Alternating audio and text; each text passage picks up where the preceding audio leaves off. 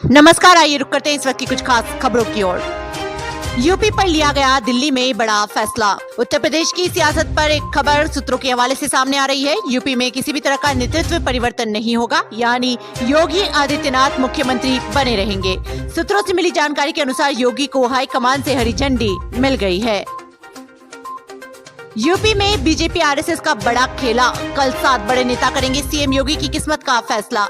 लोकसभा चुनाव के बाद से उत्तर प्रदेश में चल रही राजनीति उठापटक की चर्चा हर तरफ हो रही है। सत्ता पक्ष और विपक्ष पर लगातार बयानबाजी कर रही है।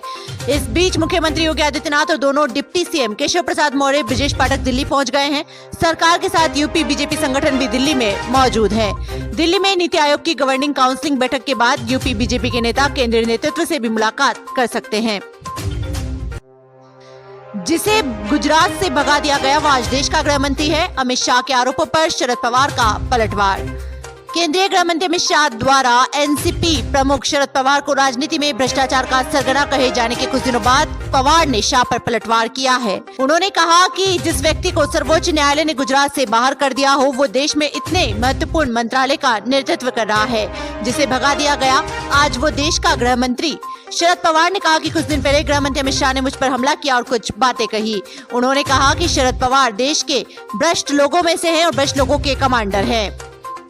महाराष्ट्र में अगले सप्ताह होगा मंत्रिमंडल विस्तार, शिवसेना नेता का दावा। महाराष्ट्र में अगले हफ्ते मंत्रिमंडल विस्तार होने की संभावना है। जानकारी के अनुसार शिवसेना नेता संजय शिरसाट ने दावा किया कि मुख्यमंत्री एकनाथ शिंदे, उप मुख्यमंत्री अजित पवार और देवेंद्र फडणवीस ने बृहस्पतिवार को बैठक की थी, जिसमें मंत्रिमंडल विस्तार पर चर्चा हुई होगी। संजय शिरसाट ने आगे कहा कि शिवसेना को अधिक मंत्री पद मिलने चाहिए, क्योंकि उनके बलिदान के कारण ही सरकार बन पाई है। हरियाणा चुनाव जीत के करीब कांग्रेस भाजपा लड़खड़ाई ओपिनियन पोल।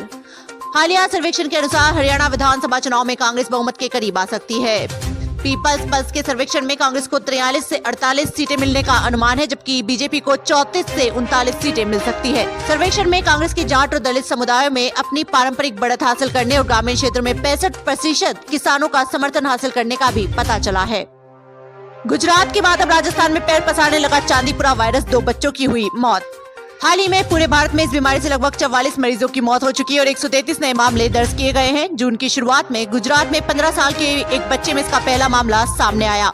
20 जुलाई को इसके 78 मामले सामने आए हैं। इसमें 75 मामले गुजरात के हैं और 21 जिलों से हैं। इसके बाद राजस्थान में इसके 6 नए मामले सामने आ रहे हैं, जिसमें से 2 की मौत चांदीपुरा वायरस से मानी जा रही है।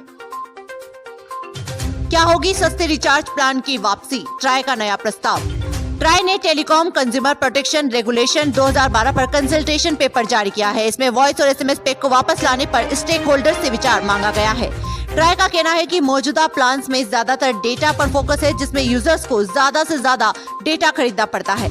एजेंसी ने टेलीकॉम ऑपरेटर से वाउचर्स की कलर कोडिंग को फिर से शुरू करने का प्रस्ताव भी रखा है। कांवड़िया बनकर घूम रही थी औरतें, पकड़ा रही थी बोतल, गंगाजल भरी ही नहीं, ऐसी थी कुछ चीज। सावन आते ही कांवड़ मेले की रौनक शुरू हो जाती है। इस दौरान हरिद्वार में मेला लगता है। इसकी वजह से काफी रौनक छाई रहती है। हरिद्वार में हर की पौड़ी को ड्राई एरिया घोषित किया गया है। यहाँ शराब प्रतिबंधित है। ऐसे में कुछ असामाजिक तत्व कांवड़ मेले में आने वाले भक्तों को शराब सप्लाई करने से बाज नहीं आते।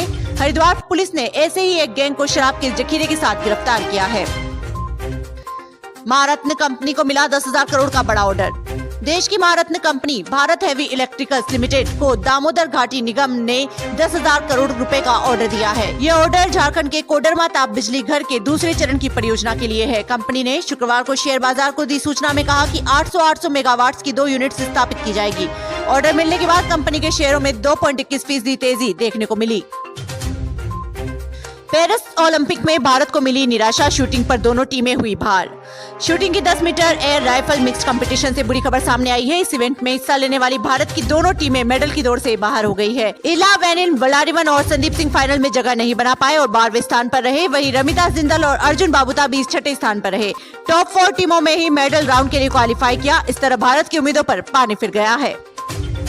देश दुनिया की तमाम बड़ी खबरों से जुड़े रहने के लिए देखते रहिए पीटीवी हिंदुस्तान। यदि आपने अभी तक आपका अपना YouTube channel PTV Hindustan subscribe नहीं किया है तो अभी सब्सक्राइब कर लें, बेल आइकन जरूर दबा दें।